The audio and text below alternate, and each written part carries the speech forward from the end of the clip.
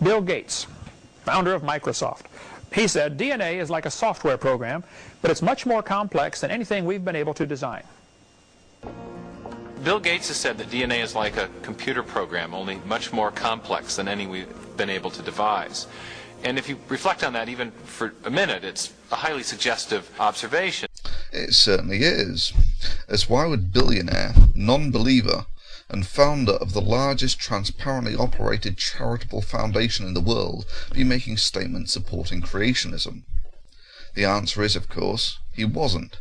The quote is actually taken from the book The Road Ahead, from a passage where Gates is comparing how boring his biology teacher made the subject compared to his chemistry teacher, and the importance of having inspiring teachers. Yep, that's right. Both Kent Hovind, currently in jail for tax fraud, and the Discovery Institute, the intelligent design proponents who would not defend intelligent design under oath, have little problems in reconciling their literal biblical ethics with taking a line out of a passage where a guy is talking about the importance of good teachers to infer that they support intelligent design. This seems to be a pervasive pattern of behaviour amongst young earth creationists. Take for instance the Dover trial of 2005, where intelligent design suffered a humiliating rout in court. Take the devout Christians and young earth creationists Bill Buckingham and Alan Bonsell, who were instrumental in getting the Dover School Board to teach intelligent design. A quick summary of their role in the affair. After Bill Buckingham and Alan Bonsell, at the time both school board members, had got the intelligent design proposal through the school committee, 60 creationist textbooks had conveniently showed up at the school, and so the trial lawyers wanted to know the origin of these books. Both Buckingham and Bonsell had sworn in their depositions that they did not know who donated the 60 copies of Pandas to the high school. But by the time Buckingham took the witness stand, a different story emerged.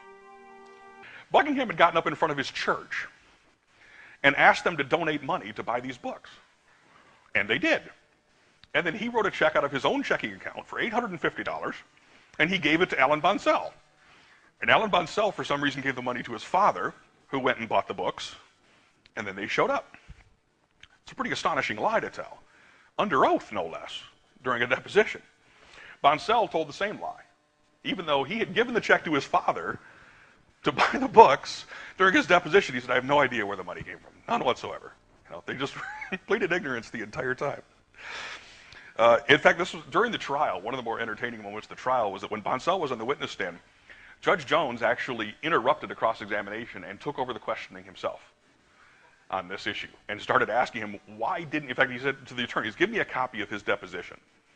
And they brought a copy of Bonsell's deposition up there, and the judge opened it and said, you said this. You said you didn't know. Why didn't you say you got the check from Buckingham and you gave it to your father? It was almost like this weird feeling that, you know, when you've watched a nature show and you know that the gazelle's about to get it from the lion, you know, I remember actually thinking, oh God, Judge Jones is going to kill Alan Bonsell. I can't look. And then Judge Jones, his face had gotten bright red at this point, and he goes, you tell me why you didn't say where that money came from to buy of Pandas and People. And Alan Bonsell finally, under Judge Jones's grilling, started to get a little nervous, and he started flapping his hands, and he started stammering, and he completely had lost this self-assured composure that he had earlier. For Bonsell in that situation, to have a federal judge, you know, on the stand basically accuse you of perjury under oath, I suspect that Bonsell may have needed a change of underwear at that point. I suspect he was a little shaken up by that. Jones recommended to the U.S. Attorney that he investigate bringing perjury charges against Buckingham and Bonsell for lying under oath. The 139-page opinion ruled that intelligent design is not science. Finding it had been introduced for religious reasons, Judge Jones decided it was unconstitutional to teach intelligent design in Dover science classes. Both defendants and many of the leading proponents of intelligent design make a bedrock assumption which is utterly false.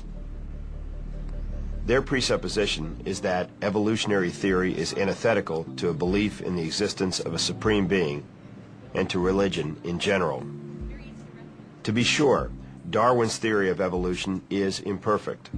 However, the fact that a scientific theory cannot yet render an explanation on every point should not be used as a pretext to thrust an untestable alternative hypothesis grounded in religion into the science classroom or to misrepresent well-established scientific propositions. The citizens of the Dover area were poorly served by the members of the board who voted for the intelligent design policy. Citing what he called the breathtaking inanity of the school board's decision, he found that several members had lied to cover their tracks and disguise the real purpose behind the intelligent design policy. The crushing weight of the evidence indicates that the board set out to get creationism into science classrooms, and intelligent design was simply the vehicle that they utilized to do that. As they passed this, perhaps the funniest statement of the trial came from school board member Heather Giese, who said, "Oh, we're not going to be sued.